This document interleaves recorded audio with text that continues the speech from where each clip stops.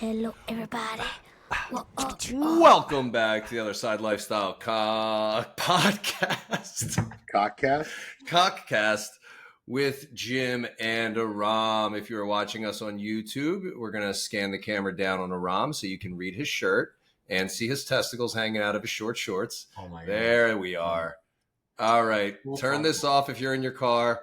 Get on YouTube and watch that. You're going to have to watch it if you want to know what his shirt says.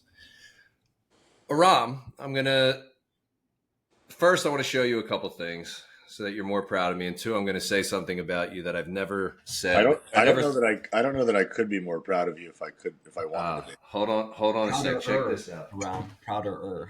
All right, Aram. Yeah. Look at that. Look what I picked up from our conversation with Vinny. Nice. A little Centrum Silver. Centrum Silver. 50 plus. 50 plus. Hold on.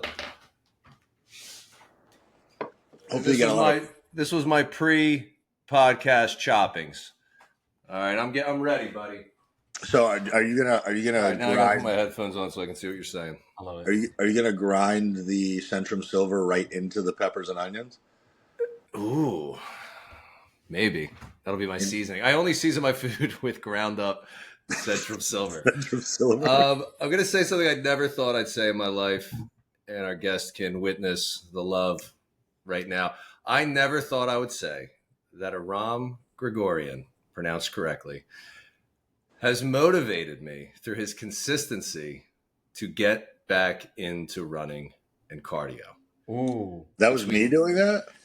No, I just wanted to say that. Okay. I never thought I'd say it. Yeah, man. No, you were a big part of it. It was something I knew I wanted to start doing again. I mean, if you look at the two of us, clearly I'm the runner, but Aram was the runner. And, yeah, man, I'm feeling good getting back into that cardio stuff. And I was very proud of myself with the distances that I've done so far this past week between you and my buddy Charlie from work. Is that who that is? It's a guy from work, Charlie? Yeah. So, it helps. Yeah, man. It helps having, I was actually going to start running with a kid from the gym. And I started talking to him about his pace times and his distances. And I'm like, yeah, I'm not there yet. Nah. Yeah. I mean, it's just like it's nice doing it alone. But it's nice doing it with someone. I wouldn't want to run with someone every time because I do think it is nice when you can be alone and just get in your head and get in your body and get in that zone. And then it's nice those jogs where you get to talk with somebody and kind of lose sense of time or distance or whatever it might be. So I never understood that concept of chatting while running. Now obviously I just use the scientific method to make sure I'm in zone 2. So if I could hold a conversation. Yeah, but can you actually what's the frequency of words being spoken? I've never understood that. It's just like pause every few seconds. Yeah. It's just like a casual conversation, but a little bit winded.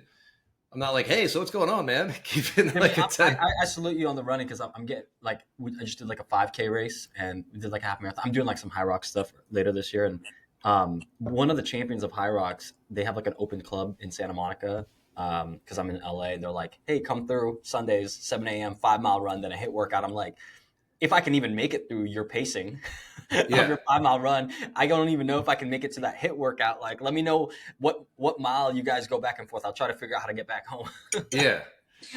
Some people that run and the people that do the hybrid training are so fucking unreasonable when it comes to what they think other people can do. Yeah. And this is what happened. The second I started running, everybody and their mother on the internet was like, when are you signing up for a half marathon or a marathon? I'm like, I just fucking broke 3 miles the other day for the first time and didn't die while doing it. Yeah. This is why all runners, almost all of them, get injured. This is why all of them lose fucking muscle mass, because then when they do get injured, they stop training completely. Yeah. And 80% of them don't fucking focus on nutrition whatsoever. No, dude. I agree. I think even for a person that's seasoned in training and doing all these things, I'm like, the answer to a lot of running problems is more running. And it's I don't know if the body can just handle that much amount of volume that fast. And I'm not trying to be scientific. I just think the mind, the body, just take it your sweet ass time. Seriously, you don't need to be here today. Yeah, I think that was one thing too, Aram, that you said where it was that really kind of resonated with me when you said just get comfortable running slow. Yeah, like painfully fucking slow. Like yeah, I get on the treadmill at the gym and I start at 4.5 miles per hour and I might finish at 5.2, maybe 5.5. Like I never even hit 6 miles an hour, which is a 10-minute mile. And people look at that and they're like, well, how do you do that on a treadmill for an hour? It's like, well, the same way that you would do it on elliptical. And you just say, read my shirt. You just say, read my shirt. Yeah. Read it. Fuck your feelings. Yeah. So when you're going for the run, since you've been doing it for a little while now, we'll eventually talk to our guest. Do you get into like deep thought? Do you get into the enjoyment of it? Because it sounds a little bit like you're enjoying the process of getting better at it, but are you just enjoying the process of running it all and just getting out and doing something different? I'm collecting data, which I think Seamus will appreciate. Like I'm literally, as I'm running, I'm evaluating my gait pattern. I'm noticing where my shoulders are in space. I'm noticing where my elbows are, where my cadence is, where my breathing is. Like I'm paying attention to so many different variables and just trying to collect awareness that I can use as data to then make my next running session better. Yeah. Like I'm not really like, yeah, the music's on. And sometimes actually the music will fuck me up because if the music is fast, if I'm outside, I speed up and I don't want to. So, dude, there was an app back in the day when I was training for this black belt at the gym. It's nothing, like official. I'm not like, kicking anybody's ass or anything. Black belt what? Yeah, I showed up to all the classes.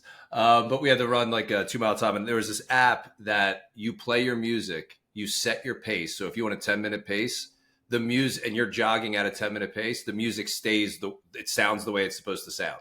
That's kind of I think that still exists because I've heard other people using it. Yeah, if you slow down, then the song slows down. But it was like delayed, so like you'd slow down, the song would slow down, so you start picking up your pace. It doesn't respond right away, so you go faster. And now the song's going too fast, that it was going too slow, and I was like, I'm done with this app. But the concept, what you were just talking about, made me think of that.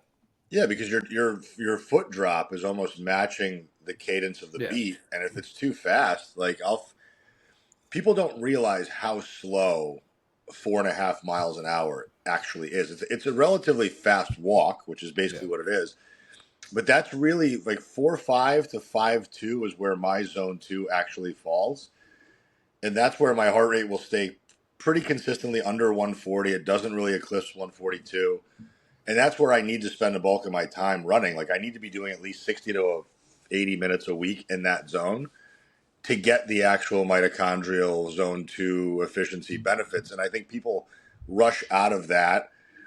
And then they don't realize that, and Seamus, we could talk about this too. Yeah. When you're doing things like CrossFit classes or high rocks training or all this varied weights to varied cardio, there's not a lot of standardization. You're not really getting the aerobic benefits of it because your body's having to constantly switch energy systems, which it doesn't really want to do. And you're not giving it enough time at each energy system to develop the actual adaptations that you're trying to get. Yeah. So people never actually they just become a jack of all trades. They get better at like fatigue management or like that specific mode of fatigue management. Like for example, if they're going to do like a bike, they're just getting better at like accumulating hydrogen ions or whatever in the quads. They're just getting better at that.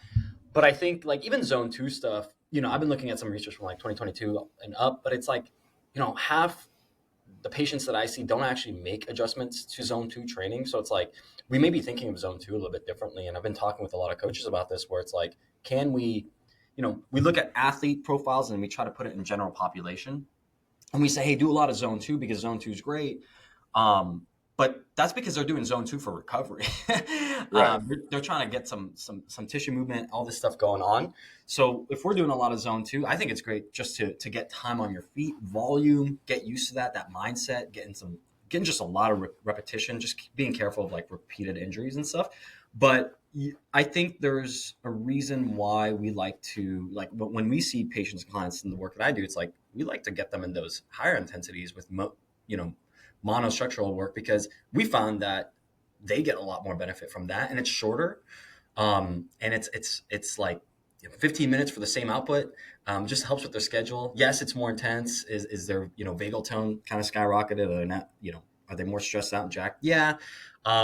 but it's kind of trade-offs with everything. I think it's a trade-off. I think both zone 2 and up into the zone 5s and the upper echelons of like threshold training, I think those are all great.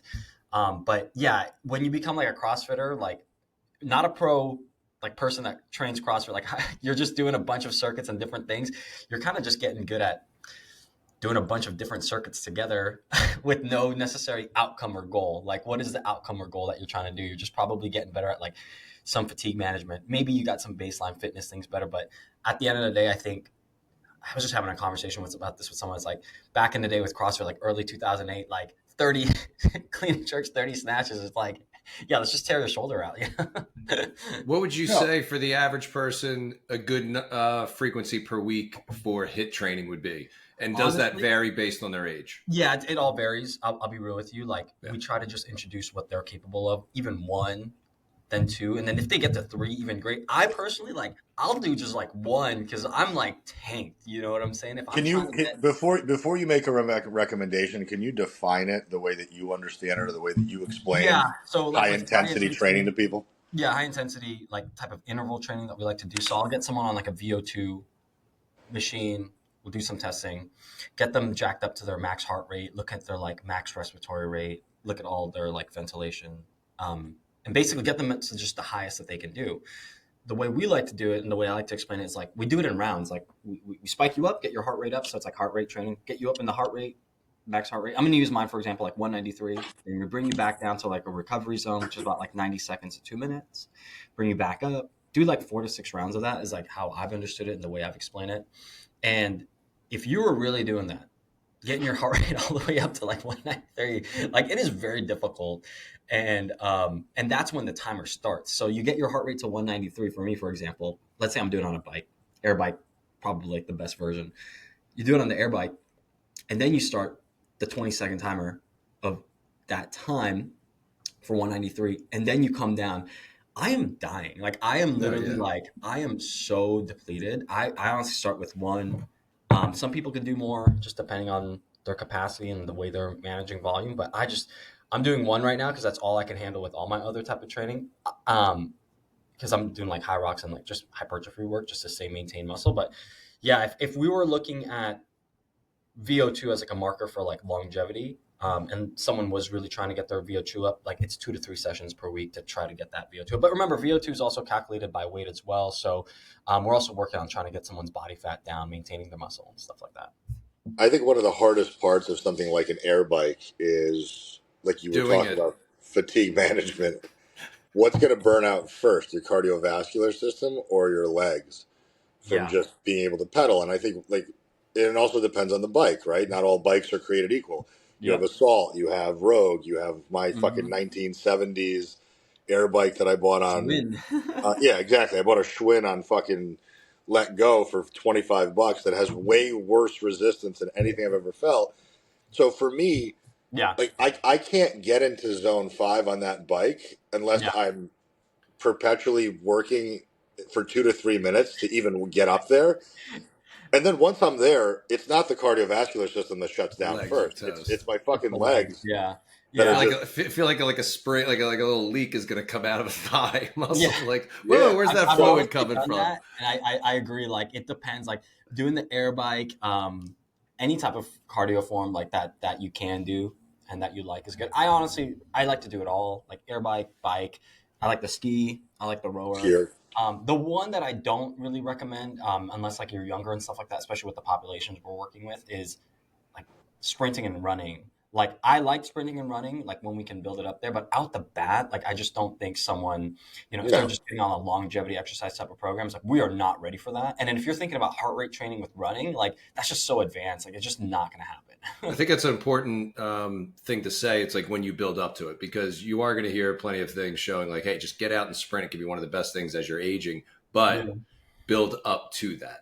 Because then the guy goes out, he's like, all right, I'm doing it, pulls a hamstring, he's out. He's like, no, he's out. Then you just ruin the person's like whole goal set. So Well, now I guess we can introduce Seamus. So Seamus, who are you? What do you do? Tell our audience a little bit about yourself, but don't bore Aram, thanks so much. I'm Seamus Sullivan. I'm a performance health coach. My 9 to 5 is at Synergenics. I help run the show at Beverly Hills.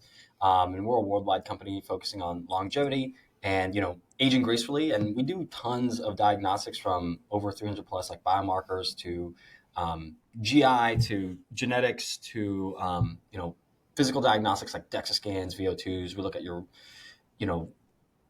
brain waves, we look at your central nervous system. We do that, but we aggregate all that information. And I've been part of a big initiative. I'm leading it in terms of utilizing artificial intelligence to take a lot of that data, years of data on patients, tracking it, predicting it, creating some forecasting, and just being able to talk about, how does a VO2, like we're talking about, relate to someone's blood labs, for example. Like, how does that help relate? And then we're taking this and we're using the true evidence day to day, like evidence from AAA papers and the best peer-reviewed stuff, and putting it against any exercise recommendations to make clinical tools for physicians and clinical teams like easier, so we can spend more time with the people we care about, patients and clients, instead of being behind the textbook, like what's going on with this person, and spending hours on dictation and just taking notes when you could just be client facing, which is really like what we do as coaches, right, Aram?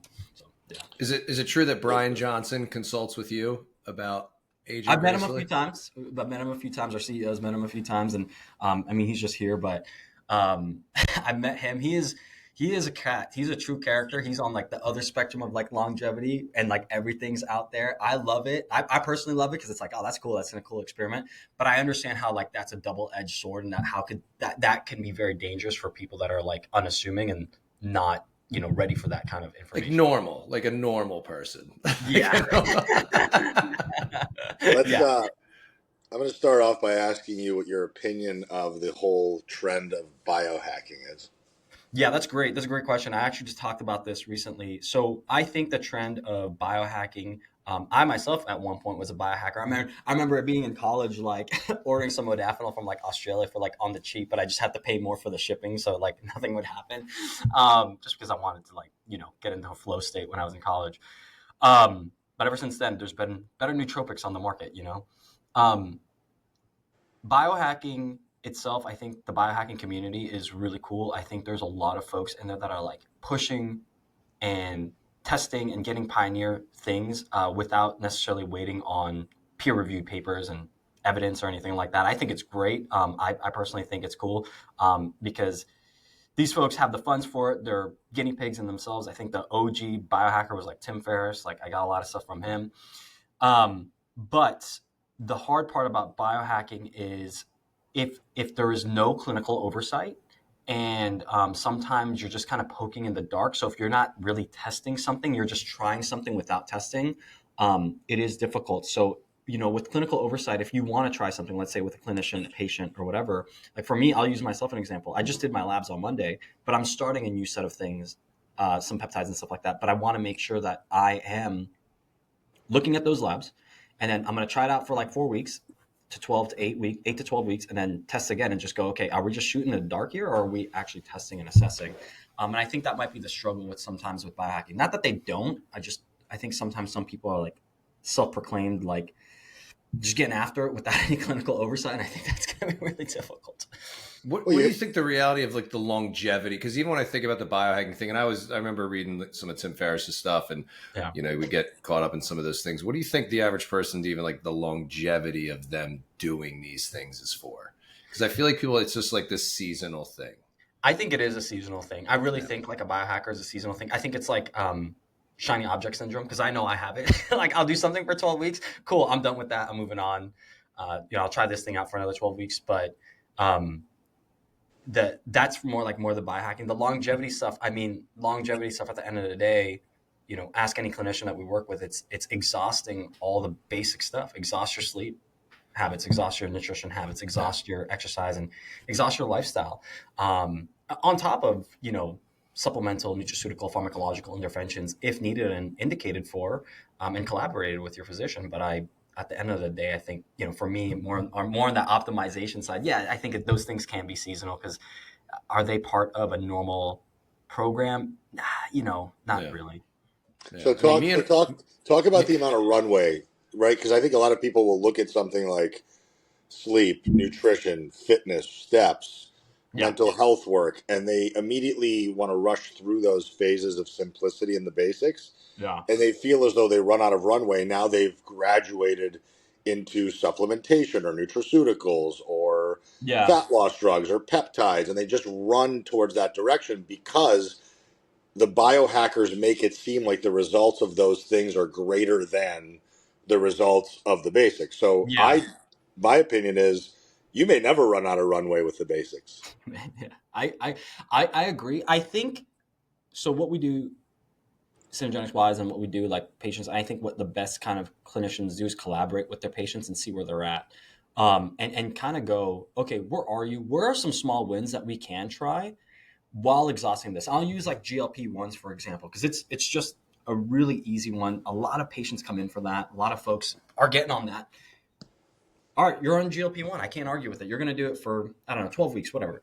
But during that 12 weeks, we got to exhaust your protein intake. We got to exhaust your steps. We got to exhaust your resistance training, because if we're not simulating that resistance training, we're going to lose some muscle mass. We got to exhaust the sleep. So while we may be making small wins with a pharmacological intervention, I am still doing my best as the health coach to be like, look, you got to do this, or once we start weaning you off this stuff, it's going to be difficult to maintain the type of progress you were thinking about. And I agree, Aram. I don't think there's so many ways to win with the basics that you will never master them. I don't think you're ever going to master steps, ever master sleep, ever master any of these things. I think there's always going to be a season of it per person, Yeah, I just talked to my person today. I'm getting a 30 milligram.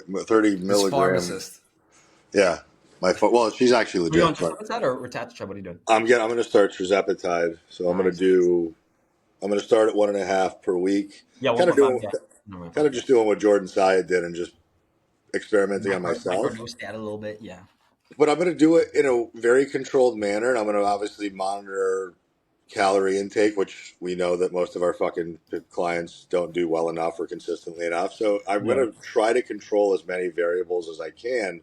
Yeah. And I want to give people a very accurate depiction of how I feel on a daily basis, what the aggregate of how I feel from a performance basis, what slides, what gets worse, what gets better. Yeah. And I think the problem with your average person is they look at, especially pharmaceuticals, as the answer versus using whether it's GLPs, whether it's performance enhancing drugs. Like I love when people go that route after they've pulled all the natural levers. Like, you know what? It's so funny. One of my best patient stories is I had this couple come in, and they're like 6 weeks on tirzepatide, right? Pretty good dose too. And they literally messaged me one day, like a big email. And at the end of it, it's like, Seamus, it's been 6 weeks now. We're on like a really high dose of this. Why don't we look like supermodels yet?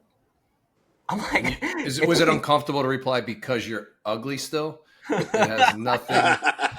You're skinny, but your face. Body fat. It's just, it doesn't change your face; just helps change your body. Yeah, I don't know. That? Okay. Yeah, beauty is subjective, right?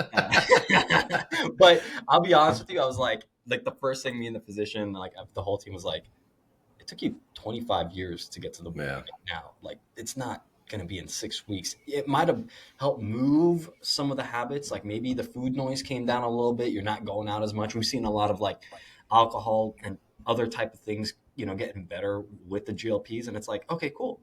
But did you still have to ingrain the routine, the habits, and then consistency and the time horizon for that. Well, I think too, it's like, because people will look at a transformation photo and how somebody looks a certain way. They think they're going to look that way, but that person had been weight training for 20 years. They were just, who's the strongman guy who lost all the weight? Eddie Hall. Well, Hafthor lost a bunch of weight, but then he puts them back on. Yeah, but it's Eddie like his after picture. Eddie Hall was like in the 400s, and now he's like in the high 2s. I had someone ask me that. He's like, it's like, how can I look like The Rock? I'm like, well, have you been weightlifting like The Rock for the last 35 years? 12 years old? Like whatever you're going to do, whether it's HRT, this peptide or that peptide, you're going to gain some of the things that you can get from that. But he's had decades of hard work on top of whatever, Yeah.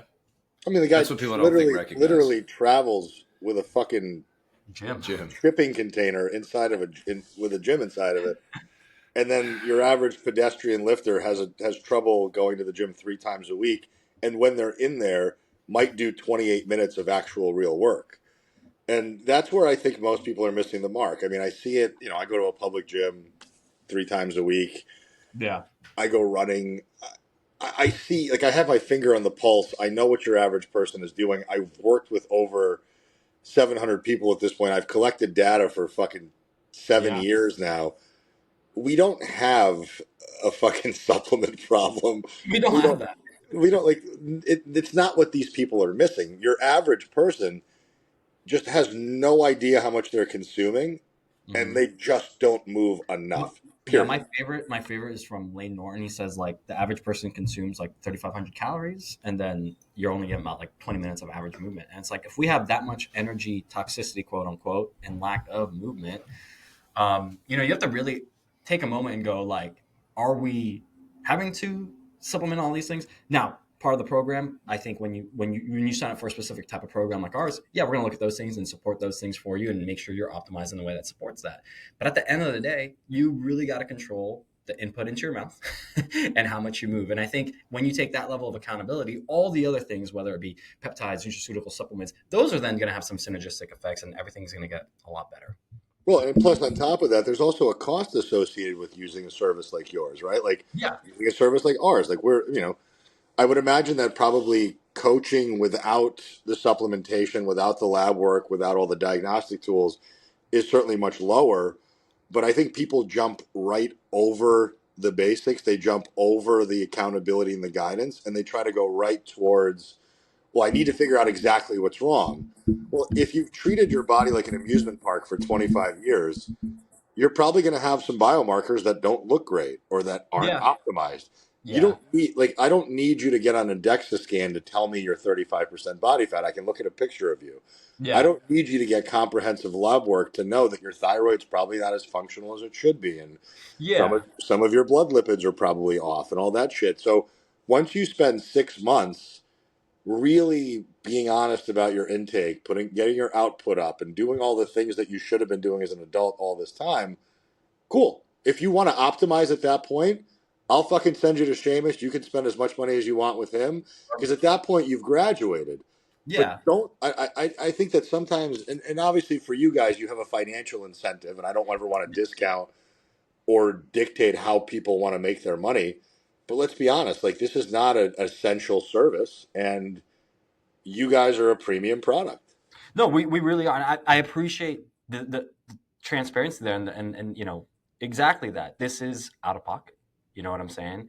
Healthcare as we know it, and I don't, this is a conversation that like is so in depth, but like I don't necessarily want to dog on reactive care and like what normal medicine is right now because those fucking people are working so hard. There is so much burnout, so much moral injury. Like I love our healthcare workers.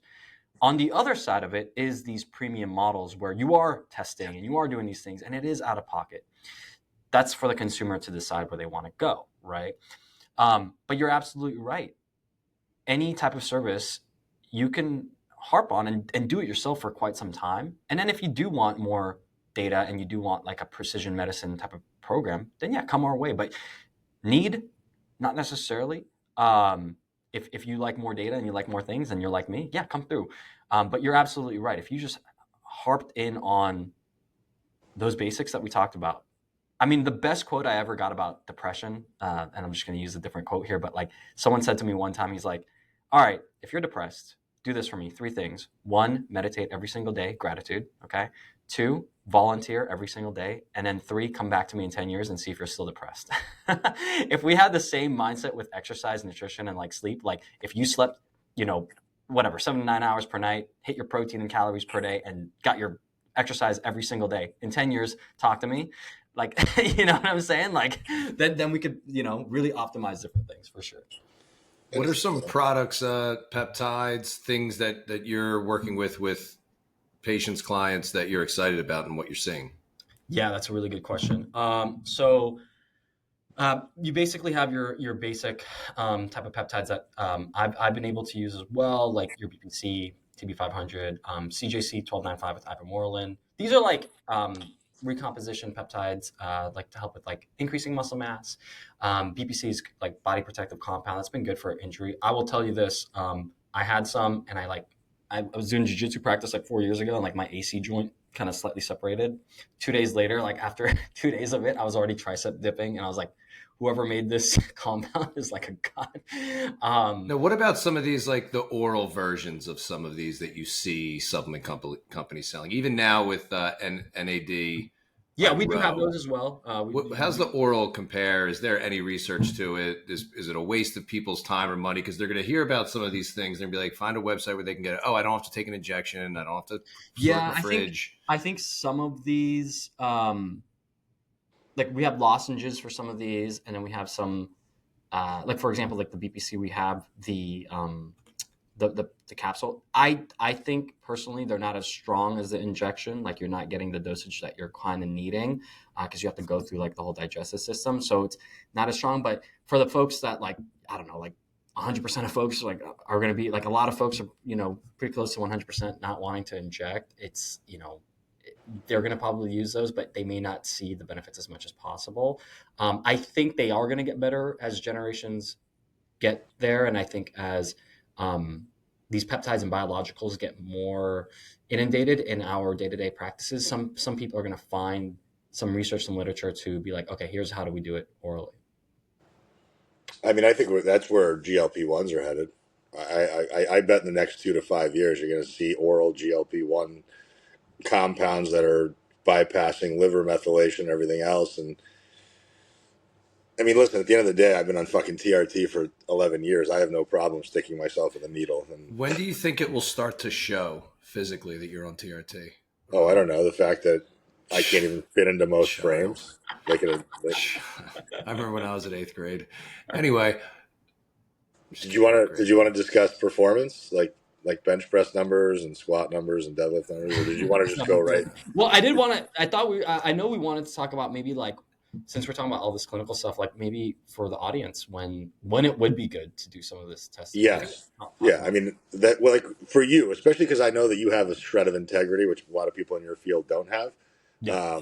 They're going to want to push their services immediately. And I know that you do it the right way. So like, let's say you have a person who's coming to you, they're limited on resources financially. And they're like, Seamus, I can't, I've done everything and I just can't lose weight.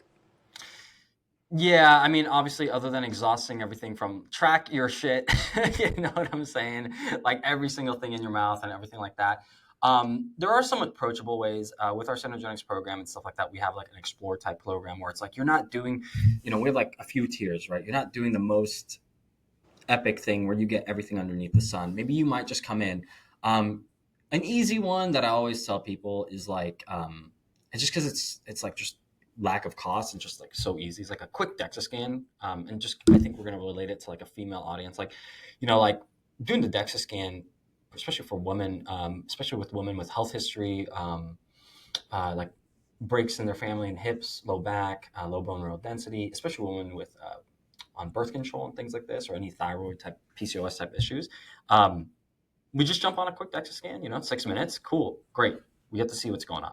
Cool. So that's super approachable. And what numbers are you pulling off a DEXA scan? Body fat, bone density? Yeah. So we're going to look at body fat. We're going to look at lean muscle mass. We'll also look at some visceral fat, and then bone mineral density. I like to look at the bone mineral density of the full body, but then obviously the ones that are really going to be important are like hips and then low back, especially for women with health history, like their moms, grandmas having to have like a hip replacement, anything like that. Interestingly enough, that can start at any age. So I've seen as young as like 18 having bone mineral density that was like, oh, we really got to change your hormonal profile today and like get the right minerals in your body and get you resistance training, do some rucking, to maybe more closer towards like 35, 45 pre-menopause. That way we have some numbers on you. You can start mapping out when it's good. And then when it quote unquote gets ungood and menopause and things like that. Now I can't talk for a woman, but from coaching women a lot, that time things do get warped and food noise, food behavior changes a lot just due to their response to stress. So we just, look at that and look at behavior and how they're adjusting for it. And then obviously trending it over time. I think a DEXA scan is like an easy one. Obviously, we can look at labs as well. I would honestly say if you can just get your annual labs, normal physical, if you can ask your doctor and get your elbow in their back a little bit and be like, yo, just pull some of these for me. That would be great. So on top of CBC, CMP, what would you guys want to see? Like hormone panel, like your thyroid, free, T3, T4, TSH. An interesting one is like DHEA, free estradiol, their estradiol, testosterone, free testosterone, LH, FH, just like a hormone component. Iron would be great, and obviously your basic chem screen and anything like from your urine analysis. So I look at those just to see where you're at, and then just to support those things. And then you could just trend that annually. And then if you are somebody that's like needing more, like you really are, look, I need an oversight, then on top of our Explore program or like any type of longevity program, obviously you could do way more insights, whether that be going deeper into like a Dutch test or like all these other functional types of tests. Or if you have a history of cancer or something like that, the doctors and physicians, the clinical teams can, hey, look at that and be like, okay, let's order those. But I want to just say, like, I think part of the testing that we have as well, I do want to say, like, there is testing anxiety, right? That's why we have a threshold of testing that we do. That way, like, there's no silver bullet for testing. I mean, there's going to be some companies that probably do it with artificial intelligence, but right now we have we have these like mini like golden BBs of like what works really well of like, okay, let's say we're looking at your blood pressure, we look at your lipid profile, we look at your carotid scan. If everything's looking good there, that's great. Do we need to get a CAC? Not really. That's, we don't need to get like an imaging of your heart right now. But if everything's looking really bad in those numbers, physicians looking at that, it's like, that's a threshold. That's like, okay, we may need to look at like a Clearly, for example, and looking at utilizing artificial intelligence and looking at that heart and seeing what's plaqued, what's hardened, what's soft, and making sure. So I do like to say, hey, even though I'm talking about testing here, there is a threshold in the level of testing that you can ask for. And if you're ready for it, sometimes people just over-test and over-analyze, and it just brings on more anxiety for a patient. Yeah, I see that a lot, even just with tracking metrics, even something as simple as giving somebody a step goal and then they don't meet it and they start to feel this level of panic or that they're failing. It's like, well, you're not going to hit it every single day, but also ask yourself, like, is the goal itself unreasonable? Is it something that you have a time constraint for? And are there ways to just fit it in more strategically throughout your day by taking little micro steps and walks throughout your day? So, yeah, I'm all for numbers. I just think that we have to like what I think you said about oversight is really valuable. Yeah, most people don't have oversight, and we're lucky. I mean, not lucky, but we're in this field, so we kind of have oversight autonomously.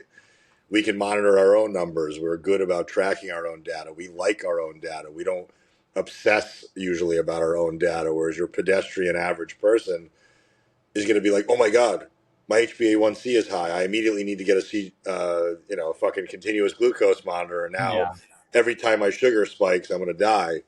Like, that's going to make somebody's head spin every single day unnecessarily. And I think that's where like wisdom and nuance comes in from like a clinical team. Cause like it's one reading. I don't put too much into one reading. We look at other metrics and other markers, and we look at your behavior, right? We look at what's going on. Cause if we're going to overreact and overcorrect for one thing, it's like, how stressful is that on the person's psyche? Like, yeah, you're right. If I'm asking you to do 10,000 steps, because that came from like a 1978 like Japanese marketing scheme, like for a pedometer. But if we're just doing 10,000 steps for what, like, what's the reason? What's the behavior of the person going to look like? And we have to really consider what behavior changes a person is going to look like with their data, what they're willing to digest, what they're willing to do. And it's massaging that into their day to day. And if you're just prescribing, and this is the difference between a prescriptive hat and a coaching hat, is like, if you're just prescribing and you're just talking to somebody, they're never going to get that buy-in with them. Never. No, they're gonna keep relying on more and more coaching or more professionals to tell them what to do, as opposed to actually auditing their own behavior and starting to become more in tune with what their behaviors are actually making them feel like. Because most people are so busy, they're overcommitted, they're poorly rested, they're poorly nourished, and they're running from thing to thing. And the last thing they're doing is ever spending 5 minutes even just checking their own pulse and being like, how do I feel today? How was today? Like, where did today go well? Where did today not go well? And what can I do better tomorrow? Your average person isn't taking that type of inventory. But that average person's also going to make a lot of wild claims, and they're going to say shit like, well, I eat 1,200 calories. Well, you don't know that. Or I train really, really hard. You sweat a lot. And I sleep really, really good. Meanwhile, you wake up 7 times a night to piss. Yeah. So, it's most people, like, that's why it's hard. I don't want to say it's hard not to be dismissive, but it's fucking hard not to be dismissive of your average person, because I know what data collection looks like. What the best way I think we say it is amongst our coaches is like, you are ethically compassionate, but you don't buy into their bullshit. You know what I'm saying? you're compassionate enough, but you're not buying into the bullshit. Like, you feel bad for their lack of awareness. It's hard. It's hard to take what people say at face value. I don't know if you know who Sean Pastuch is, but he's been doing these really cool videos where he sets up a table on the Long Beach boardwalk in Long Beach on Long Island. Yeah. And he just basically just says, ask me whatever fitness, nutrition questions you want. And your average person just walks up to him and starts conversations. Yeah. I've wanted to do that here at Pacific Beach and just do that. But I already think about it now. A majority of the questions that I get from your average person, just passerby, when they know that I do what I do, it's always immediately, what type of workout is the best workout? Yeah. What type of food should I be eating for fat loss? Because they actually believe that certain foods facilitate fat loss versus overall nutrition. And then the third, and almost sometimes the first question, is, what supplement should I be taking? Yeah. The problem, though, with this is not the question. It's when it's answered and they say, yeah, but. Yeah, but. It's also what's not asked. Yeah, but. As well. Because what's asking is indicative of like where that person is in their mind. Yes. Like they're asking because it's like, okay, you're asking why, because it's like they're considering something like that, right? And I think the answer that comes with it has to have nuance, and that's why we have these conversations. It has to have nuance, because I can't give you one fucking answer. I really can't. I wish I could. I really wish there was one thing. There is no secret. The secret is hard work for a long time, and whatever it is, and or whatever your goal is, you just keep working at it. Yeah, and eventually you graduate to a place where you're no longer experiencing symptoms if you had them before. You have no chief complaints anymore. Your quality of life is relatively good consistently all the time. And at that point, if you even desire any further achievement, you certainly can start going down the road of doing comprehensive testing and really truly leaning into this idea of optimization. But I think to get to a place of, I want to be optimal, you have to really build the repetition and build the experience of just doing basics ferociously well all the time. More often everybody wants to bypass everything. Like, they don't want to go through the work to get the result. It's, if I can get this peptide or if I can get this thing, then I'll sleep better. Then I'll start training. Then I'll eat better. Or you do some kind of a gut health protocol based on the results of a GI map test, and you take your charcoal, all the things and all that. But then if you don't change your actual lifestyle and nutrition, you're going to have those same issues come back. Yeah. So all these things are great tools, but they're never going to get you out of a mess. Yeah. Are you seeing people like that where they're just refusing, and you get to this point where you're going, we're not providing this for you, or whatever? Yeah, all the time. Yeah, how do you deal with that? Yeah, there's blatantly outside of your, because we're still a medical program, like outside of that normal medical issues and disease states that we still have to deal with and stuff like that. Outside of that, for the generally, let's just say what we're dealing with is like generally just metabolically dysfunction person, is a lot of behavior stuff, obesity, diabetes, whatever, all this stuff. There are some, they are paying for this. They are in this collaboration, and we are helping provide that. But the physicians that we work with are very much like, lean on the performance coaches, lean on your behaviors, lean into this, because even if this works for you, it's not changing any of that behavior. So we still have to reinforce behavior, lifestyle, and had many talks with physicians and clinical teams, like how, I don't want to say the word abusive, but like how obtuse sometimes people can get, thinking that like they can just get this because they're on a program. And it's like, look, we still have to do everything else in line with your program so that you can get yourself out of this state of obesity, high body fat, any kind of gut issue, whatever. You still have to do behavior changes on top of this pharmacological. It just helps. It helps get you there, helps keep you sustained. There is a financial incentive for you to get it. So not only are you, physically, emotionally, and now you're financially invested to like lock this in because you're paying. So there's some accountability there. But the physicians I always go, we need to lock this behavior in on top of having this. Has there been any instances where you've had to cease or terminate relationships with people that All the time. essentially would just refuse to do the behavioral change based stuff? Dude, there are physicians here that like there are physicians here. There's stories of physicians here because they're strong personalities that they'll just be like, I can't work with this patient anymore. They either get transferred to a different team or whatever. And then there have been some patients that are like, because you are working with a different socioeconomic base. Sometimes they're just like very, I think money handles everything. It's like, respect, goes both ways. Yeah, I'm paying you. Give me my Ozempic. I don't care funny. what you say. It's funny. So like, it's funny because I hope I'm not like overstepping on some things, but there are ways patients will still find that stuff, and they'll go to like a website and get it, and then they'll have someone else kind of explain it to them, and then our physicians will then go like, "Hey, this is such a inappropriate use of what this is, like outside of your normal program. Like, we didn't talk about this at all, and now you're telling me you're on this. Well, you're on this other stuff that we have, and it's contraindicative to that. Like, I can't see this move. We need to make some adjustments." So there is that too. I mean, really that's just sad. The state of, that's it's just so sad that the state of where people are. Even just like wanting, to me at least at this point in my life, this desire to want to look younger and age strangely. Like I'm looking at Brian Johnson. I thought he was much older than he was, and this guy thinks he looks 20 years younger than he is. And I'm like, dude, I don't get it. It's a strange place in this world that we're in.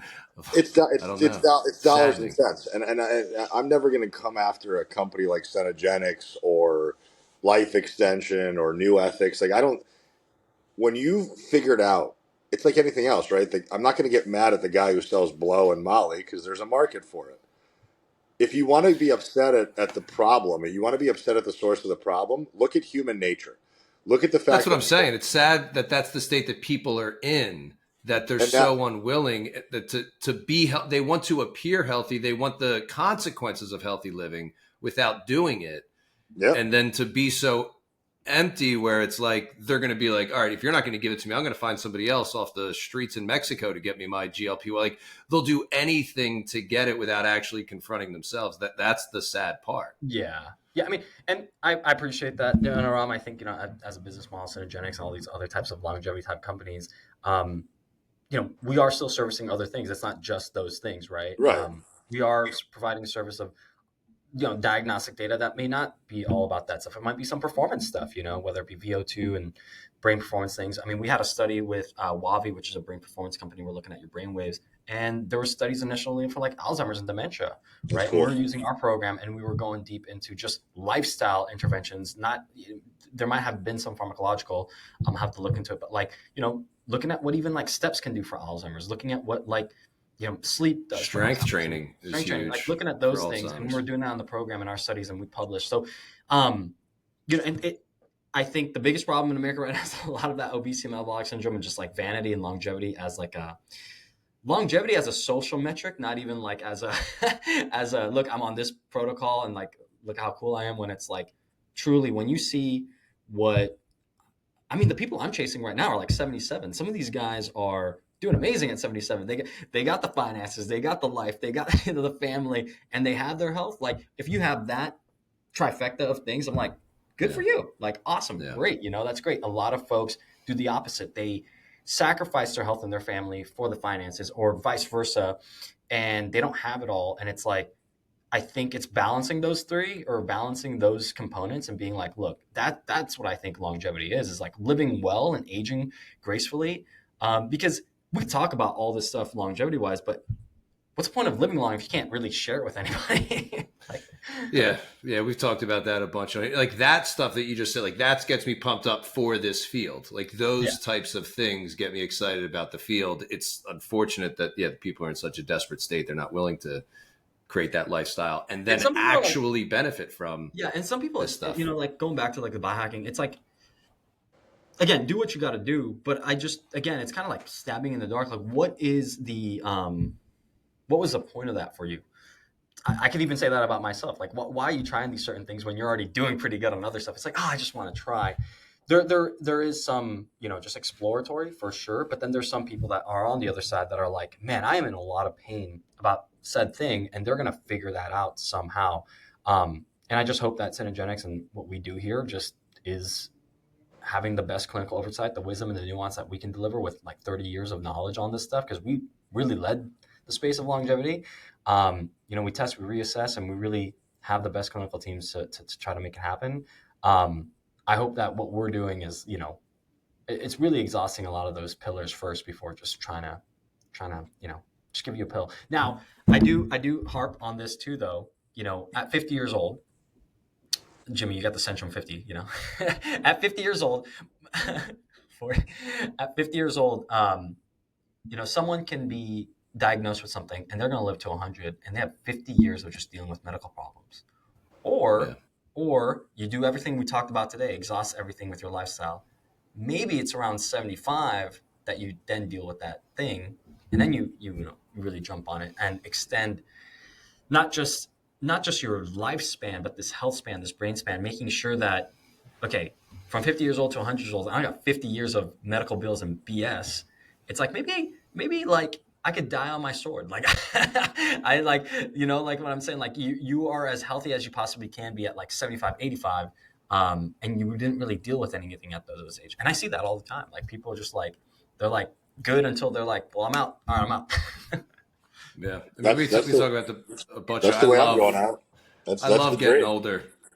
Let's talk about that on one of my runs the other day. I love getting older. It's like, because I'm treating myself well. I enjoy it. You have the abilities of a 20-something-year-old and the wisdom of a almost 50-year-old. And I don't know. I love it, but I wouldn't have that feeling if I wasn't taking care of myself and doing all the basic things that me and Aram constantly preach, that you're obviously preaching as well. And then those other things, then I'd be like, all right, so what little things could keep me going so that my joints are, so I could actually enjoy the things that I could be able to. It is an exciting field. It is. It's super exciting. I love it. It's super cool. I mean, I think, again, just to emphasize, like, let's exhaust everything. Behavior, let's all exhaust those things. But if you do have access and you have those things and you're looking for something, come through. We'll make it happen. I'm always exploring. I'm always trying to optimize. But again, it's best when it's collaborated with and you have some oversight. Because if you're just trying to do this on your own, good freaking luck. The science is constantly evolving. I'm in this field and I just feel like it's a fire hose every single day. Oh, like that's what's going on now. That's what we're talking about today. Dang, like I didn't even know about that. I would take a daily injection of 8 hours of sleep with deep REM, with deep and REM, at the appropriate amounts. And I just wake up and it's just guaranteed. 8 hours. I mean, I'm waking up like 6 hours. I'm like, I'm just up and I'm trying to sleep longer and I'm doing how much creatine are you taking in? How much what? Creatine are you taking in? I literally just this week bumped it to 10. Good. Try 10 to 15. The cognitive benefits are like insane. Yeah.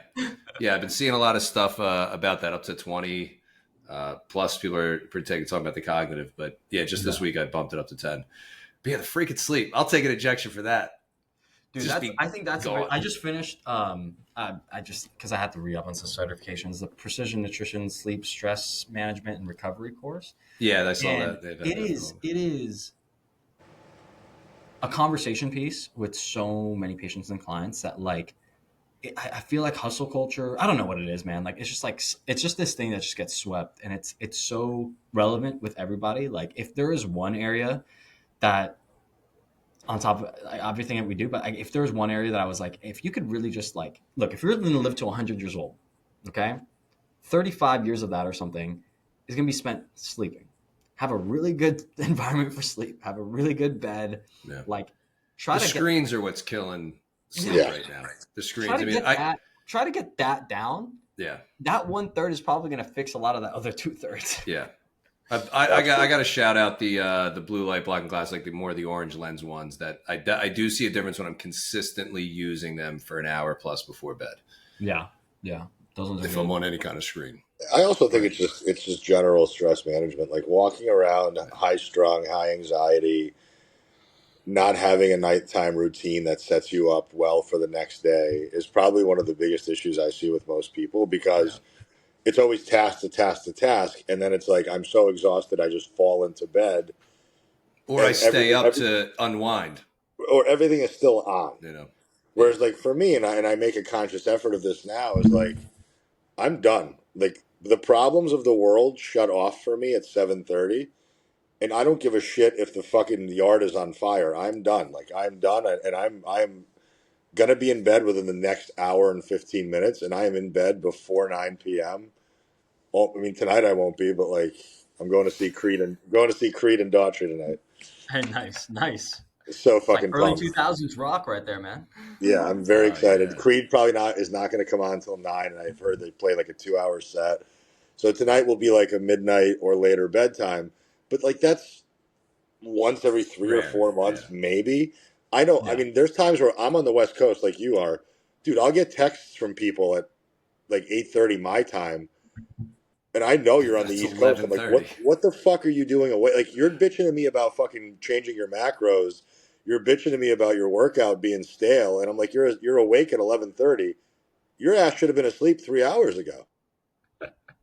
Yeah, that's a big one, man. I really think if we can figure out, like the injectable sleep, I'll take it. But the behavior around sleep, again, looking at just your environment, your sleep, I think I think the stress too, though, like understanding like your relationship with stress, like Aram, I think you understand it. Like, around 7:30, you're chilling out. I don't think a lot of people have that awareness. I think a lot of people, especially the ones I work with, I think you can't, how do I say this? You can't give hard work bullshit, right? You can't give hard work shit. It's like, well, I'm working. Like you can't tell someone like, oh, you shouldn't work hard. Like, because it's like this thing, but it's like, it's such a weird conversation because like work is how you make your money. It's how you put food on the table, but it's also like, yes, but how long and how hard you can work also depends on how well you can rest and play. So let's also have a strategy for rest and play. That way you can do more of that later. And that might mean cutting it at 6, 7, and doing all that. And I do work with a lot of people and just making that happen, because I do work with a lot of like executive types that are like on the emails all day making big decisions. It's like, look, I had to do this with a person the other day. He would do his workouts at 9 p.m. because he was with his kids from 6 to 8 or whatever, and he would do his workouts, but he would nap in the middle of the day because he was always overslept. And then we flipped it. I was like, why don't we just hit the workouts first, and then you could be with your kids the whole time, and then you don't have to like run your adrenals right before you go to sleep. Yeah. And then he liked that, and he was like, dude, I love that. And I was like, yeah, you spent like an extra hour with the kids, right? Like, so it's just things like that. I think just flipping stress on its head and going like, how can I manage this a little bit differently? Yeah. Well, I thought this went well. I'm happy that we covered the topics we covered. I think they're all very important. If you guys are looking, anybody listening to this is in a phase of their life where optimization does make sense, make sure to check out the show notes. Go to Seamus's bio and certainly seek the advancement that you've earned. But let's not try to put the cart before the horse. If you aren't nailing a protein number, if you're not nailing a step target, if you're not getting 60 to 80 minutes of zone 2 a week, if you're not training twice a week, we don't need to fucking inundate you with blood work and GI maps. Just get your shit together. Yeah, get your stuff together. If you're feeling like you want some more data, you want those things, you want to do some scans, come through. Yeah. We're here in Beverly Hills. We're worldwide, though. We have in every metropolitan. Kind of look up synergenics.com. But honestly, like I love what we do. You know what I'm saying? But at the end of the day, I'm a coach. And at the end of the day, the coach means we gotta run the basics. Let's run that. That's right. Well, thanks, man. Jimmy? All right, my man. We ask every guest the same questions that we can compare and judge you to all former guests. Perfect. Today, we're excited to be able to ask Mario Lopez's younger, better-looking brother, Seamus. I love that. I appreciate. I'll take that as a major compliment. Dude. This That final question, it is. Dude. It was. There you go.